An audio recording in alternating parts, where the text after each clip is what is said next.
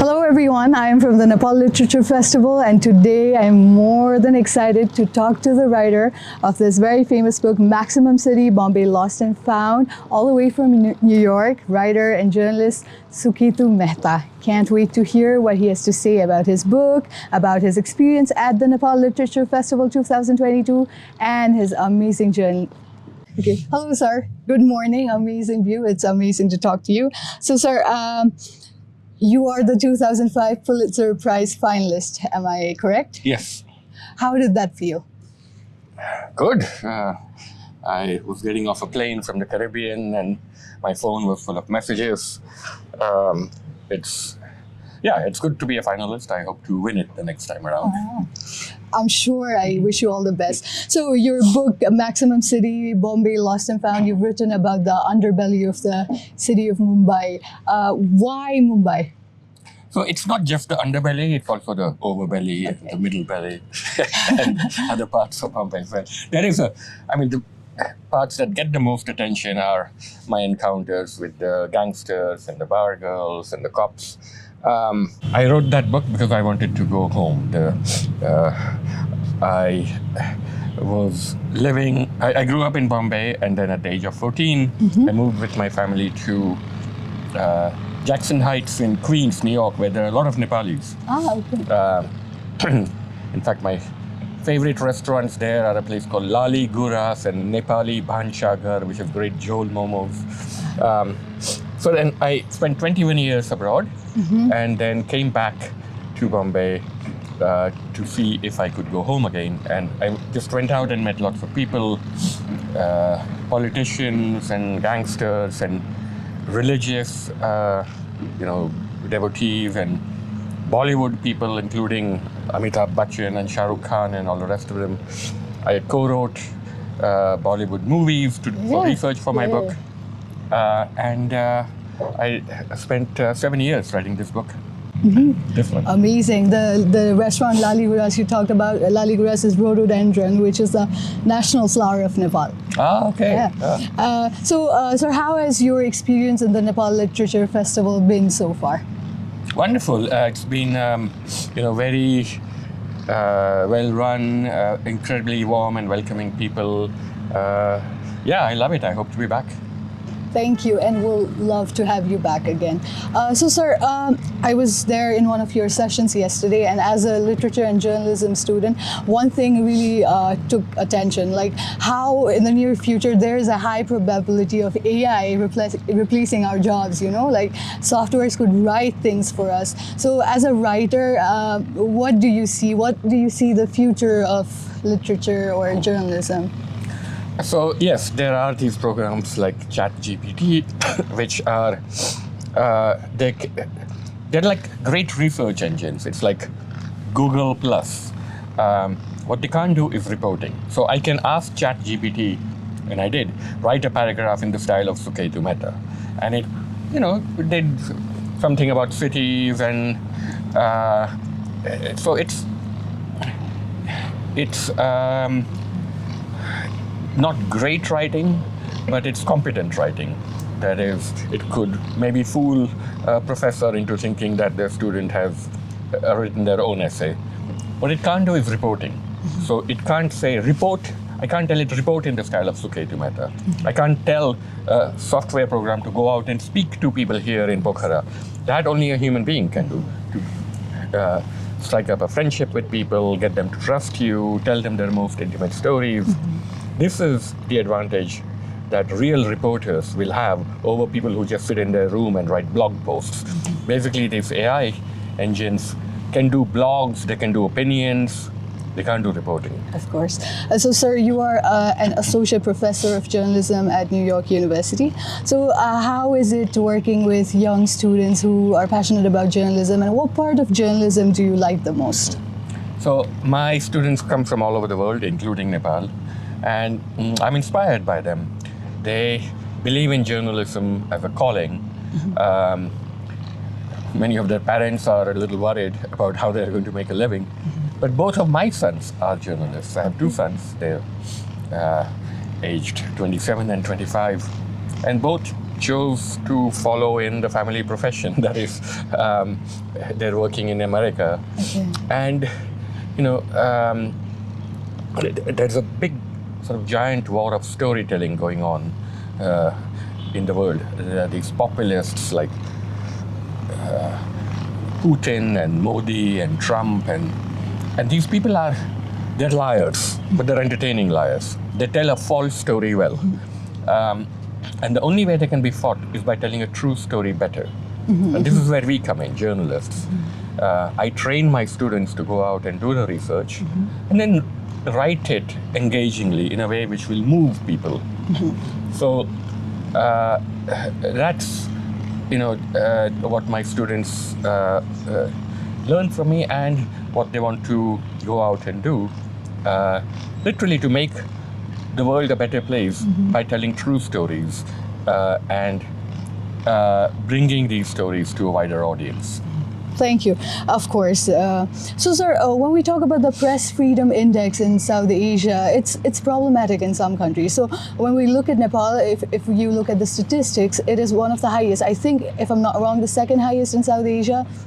But the other nations, such as Afghanistan or Pakistan, and recently Sri Lanka, after the civil unrest, has dropped down. So the conditions for journalists in terms of security, stability in South Asia is concerning. What are your views on this? Well, you forgot to mention India, which has dipped significantly in the Press Freedom Index. And it's a matter of shame that the world's largest democracy, allegedly, is around the bottom of the rankings in the Press Freedom Index. There's very little free press. I mean, it's ostensibly free, but it's owned by these oligarchs. I mean, Adani just bought NDTV, and a whole bunch of really independent anchors left the TV station. And I think it is deeply worrying that there's, and journalists are hounded, they're jailed, their taxes are audited. It's a big issue. And of course Afghanistan, Pakistan, Sri Lanka, they're all not happy situations either. And I think it's really important for people to realize that all other freedoms come after freedom of speech. That is, you have to allow journalists to bring you news, even bad news, even news that you may not like. The economist Amartya Sen, who won the Nobel Prize, he won his Nobel Prize for studies of famine in China and India. And what he found was, in the 1960s, 20 million people died in China of famines, and but at the same time, in the 1960s, in India, there were regular famines during the British, but India largely abolished famine. Why? The difference was the free press. So if lots of people were dying in a village in the interior of China, China had no free press, it still doesn't. And so these people could die without anyone noticing. In India at the same time, if there were starvation deaths in, say, the middle of Orissa somewhere, the press would make a noise about it, would bring the news, would print it in the local papers. Questions would be raised in the Legislative Assembly, Parliament. The government would be forced to respond. So these deaths meant something. And so literally, a free press can save lives. Of course, indeed. And as an aspiring journalist, I hope the situation gets better for all of us. So right now, of course, you said it yesterday, you like hardcore journalism, the true essence in it. But nowadays, this new term, citizen journalism, is emerging. Like, everybody is a journalist right now. If you just open up social media, it just blows up. Like, even in Nepal, one of the highest followers on Instagram is a citizen journalist, Routine of Nepal Banda. So these citizens emerging as journalists, they might or might not be trained in ethics and the whole process of being a good journalist. What are your views on this? Well, it's a mixed bag. I mean, it's good that people are getting interested in the news. It's not just a few people who get to dictate what goes out. But I worry that it's not fact-checked. So you don't know if a blog or an Instagram post, if it's actually true, and it's not edited. So there's so much information that you have no idea what to make of it. And actually it can be really evil. I think WhatsApp and Facebook are, on the whole, more evil than good. WhatsApp has a huge role to play in stoking communal tensions. In Germany, in Myanmar, as we saw, the genocide of the Rohingya was facilitated by WhatsApp. Uyghurs in China as well. Yes, and in India too, these rumors against Muslims, particularly, it's somebody spreading a lie on WhatsApp and it just going all over, because lies in some ways can be more powerful than the truth, because a lie can drive you to outrage. And this is the business model of Facebook. They make money out of rage. They make money out of getting people really upset and angry. They don't make money from good news. So this is the issue with this kind of citizen journalism. There needs to be more curation of it, and we need to know who to trust. Yeah, on that note, so as an audience, like there are two kinds of audience. First, who are aware, they're updated and they follow the news. And there are also like some people who just follow the crowd, and social media has echo chambers where like certain kinds of opinions are reverberated or echoed. So as a consumer of the news, how do I choose which news is credible and which news is not as a layman? It's very, very hard, because I think in every school around the world, students should be taught media literacy, how to actually see who's legitimate and who's not. Because you're right, we have these Facebook groups and where we basically just talk to each other and believe in each other and, provoke each other. And for an ordinary person who's going into the internet, how are they supposed to know who to follow, who to trust? Who is lying, who is being manipulated, who is being paid, who has an axe to grind. So it's very hard, even for me. And I'm a journalist, I teach journalism, so I have some experience in researching a fact. I think these fact-checking organizations like Snopes and, Alt News in India, these are really invaluable, because if you're in doubt about the veracity of a fact, you can go and check them out. Of course, very crucial and important to be aware and consume news wisely, right? So, sir, right to freedom and right to express is everybody's fundamental right? But hate speech is another problem. So how do we still preserve somebody's right to freedom and expression without crossing the line? So it's a complicated matter, but on the whole, I am more inclined to let speech be free than not. The example of Trump being banned on Twitter. I was against Trump being banned. I hate Trump and everything he stands for. But look, he was taken off Twitter and then he founded his own network. And now Elon Musk has, invited him to come back on Twitter, and he's not interested. So it doesn't matter. Speech will find a way. It'll come out. And if we ban it, it'll only make people think that, there's something being hidden, and they will find it. And now with the internet, you really cannot bottle up speech anymore. It will find a way. So again, media literacy is the thing. So the way to fight speech you don't like is by putting out your own speech.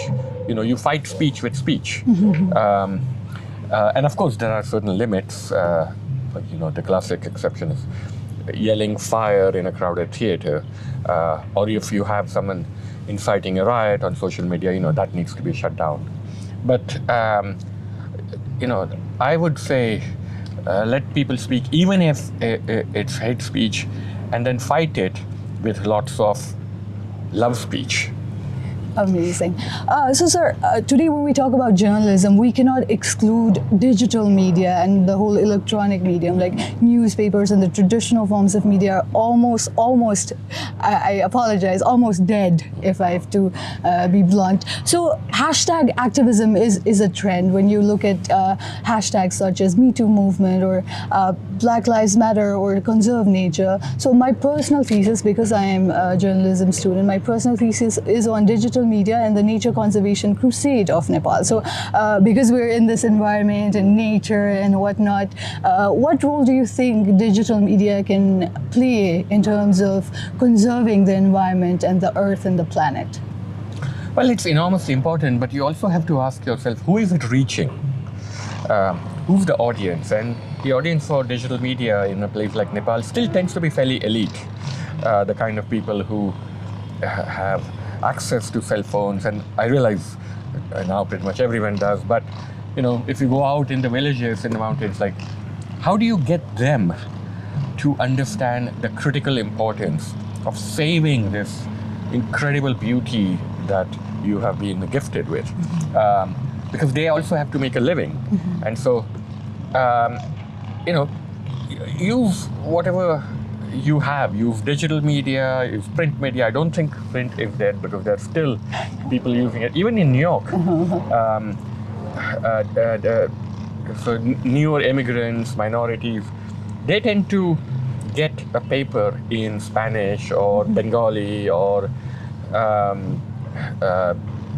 Polish or whatever. There are all these immigrant communities, and they have print publications which they will read on the subway or whatever.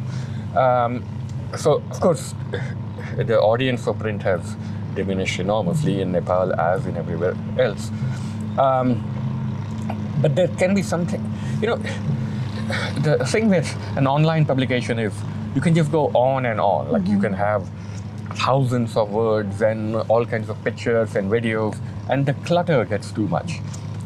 I sometimes get nostalgic for the old days when I would pick up a copy of the New York Times and I would read it in a few pages and then I was done with it.